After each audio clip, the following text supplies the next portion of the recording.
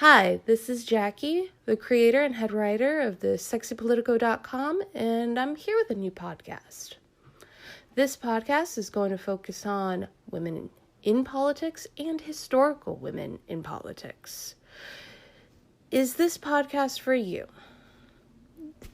This podcast is for you if you want to learn more about the badass women who rule the world. Although we all know Beyonce rules the world. Our first episode is going to focus on the 2020 election. And no, we're not even going to focus on the presidential election. Even though it is amazing that a woman will be our vice president, and in my opinion, not soon enough, I really want to focus on Congress. I don't know if you realize this or not, but a historical number of women have been elected or re-elected to the United States Congress. That's being both the U.S. House of Representatives and the Senate. And at this point that I'm recording everything, not all the states have certified their elections. At the time of this recording, 141 women will be serving in Congress.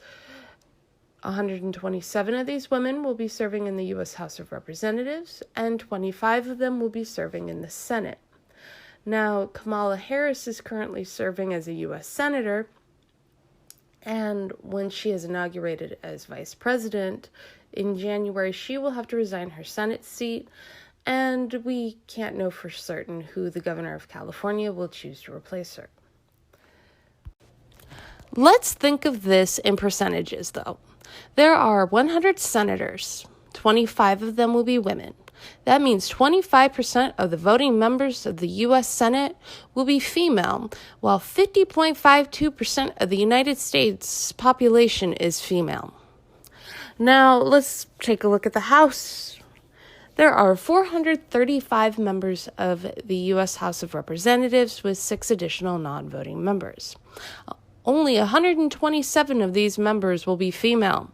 That means 29% of the members of the House will be female. And what is absolutely crazier to me is that this is a historic high for women in government, where only 1/3 of the representation is female.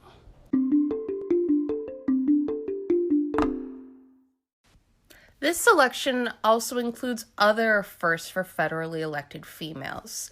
26 Republican women were elected into the U.S. House of Representatives, and 8 Republican women were elected into the Senate.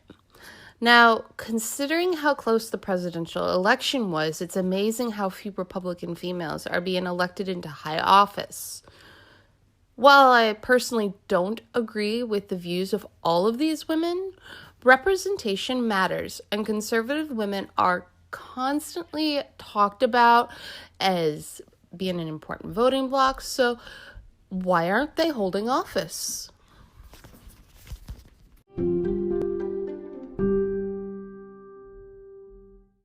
50 women of color were elected between the House and Senate. That number is entirely too small, considering the demographics of the United States. Why am I focusing on just pure numbers so much? Again, as I've said before, and other people have said as well, representation matters. We hear that phrase all the time. We hear about it when we're talking about movies or TV shows, and how roles should go to people from the social or ethnic background, and that being represented by somebody who is from your community actually matters and it is important. But being able to see minority characters on TV shows is one thing, but seeing minority people creating laws shows that that person could one day or could change the law themselves. That importantly, that little boys, little girls, little gender non-conforming people could one day grow up and make these laws or run this country. I am a mom, and you better get used to me referring to my son as the bear. My son is biracial. I am white. My husband is Chinese. And as a mom, Seeing people of different nationalities on screen or in government makes me feel good. It really makes me hopeful that one day my son won't be the first Asian president if that is what he chooses to be.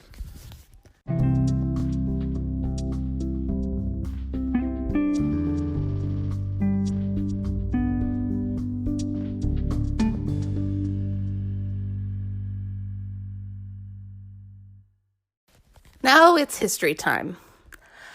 I graduated from Northern Illinois University in 2007 with a degree in history and political science and a minor in Southeast Asian studies.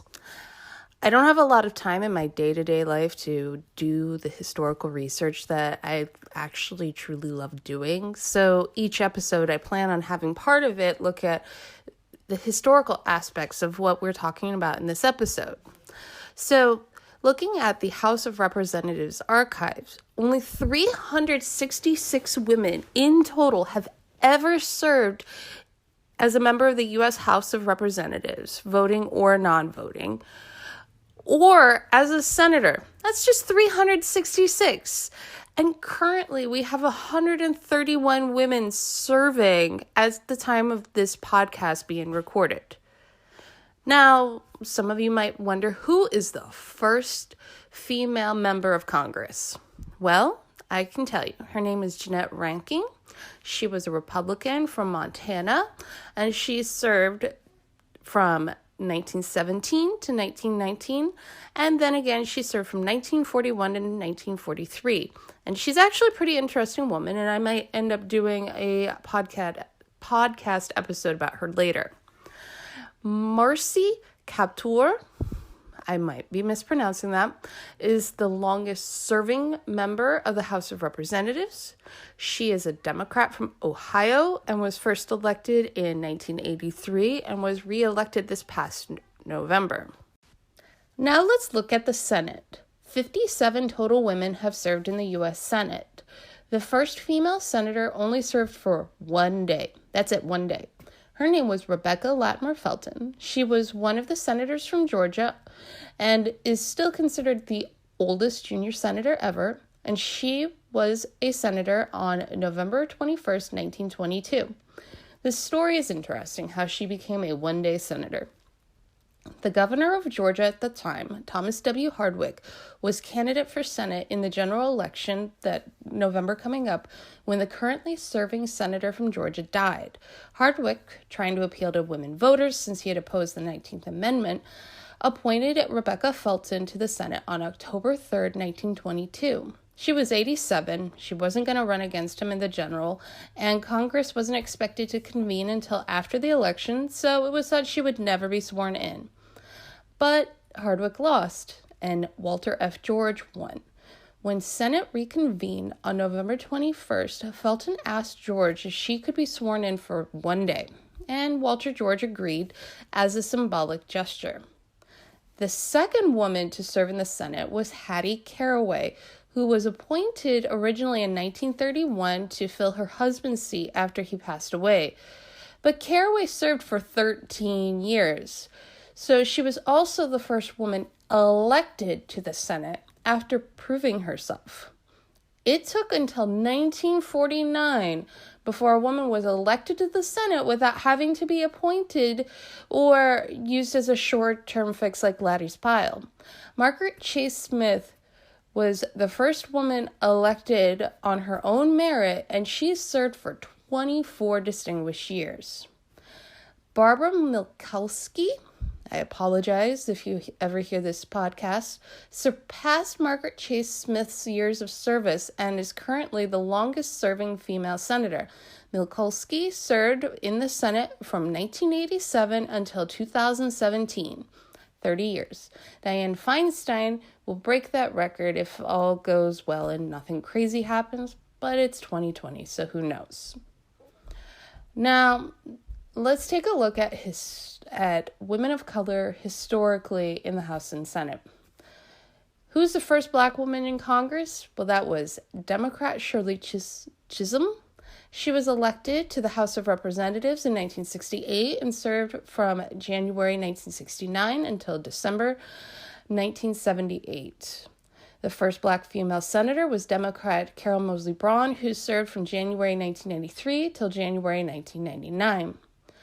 The first Latina member of the House of Representatives was Republican Barbara Vanovich, I'm sorry, who served from January 1983 until January 1997.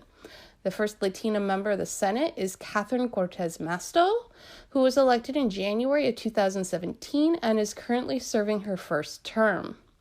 The first Asian member of the House was Democrat Patsy Minsk, who was also the first woman of color ever elected to Congress. Mink was first elected in 1964. She served from 1965 to 1977, and then again after taking a break from 1989 until 2001. Democrat Mazie Hirono was the first Asian woman elected to the U.S. Senate. She was first elected to the Senate. She had previously served in the House in 2012 and is currently serving out her second term. Florence Prag Khan in 1925 was the first Jewish woman elected to Congress, so she is the first non-Christian member of Congress. Charlotte Reed in 1969 was the first woman to wear pants in either the House or the Senate, which is hilarious that this was listed under a list of facts. Yvonne Braithwaite Burke in 1973 was the first woman in either chamber to give birth and was granted maternity leave. Tammy Baldwin was the first openly gay woman in either chamber. Nancy Pelosi is the first female minority whip and the first female Speaker of the House. Mazie Hirono in 2007 was the first Buddhist in either chamber. Tulsi Gabbard in 2013 was the first Hindu person in either chamber. Kristen Sinema in 2013 was the first bisexual woman in either chamber. In 2018, Ilhan Omar and Rashid Tlaib were the first Muslim women. 2018 was a big year of firsts. Angie Craig was the first lesbian mother elected into either chamber. Sharice David and Deb Hardin were the first Native American women elected. Davids was also the first Native American lesbian elected into Congress. She is a member of the Ho-Chunk Winnebago people and is an enrolled member of the Ho-Chunk Nation of Wisconsin. Harland is a member of the Laguna Pueblo people. Congresswoman-elect Yvette Herrell will be the first Cherokee woman elected to the House. Congresswoman-elect Republican Stephanie Bice is the first Iranian-American elected into the House.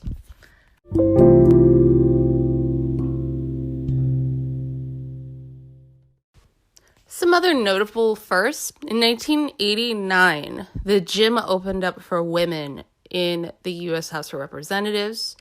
It wasn't until 2009 the pool opened up.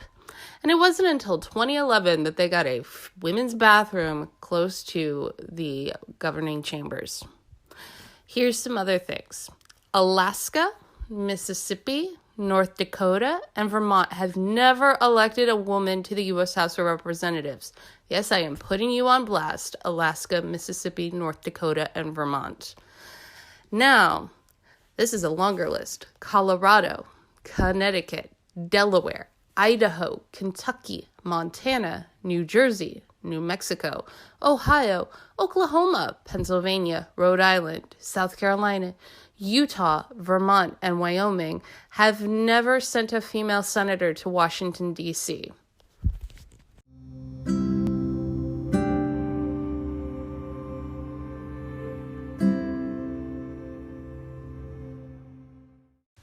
Why am I pointing out a bunch of facts that you can find online? Why does it matter when the best person should just get the job? It matters in the same way that we should have a jury of our peers, because nobody really knows what it's like to walk a mile in someone else's shoes, and we need to stop pretending we can. Having more women in government shows the world that we respect the voices of females and we respect our female citizens. And seeing women of different backgrounds in Congress makes me happy because we need more. Well, this is going to wrap up the first Sexy Politico podcast. Thank you for listening.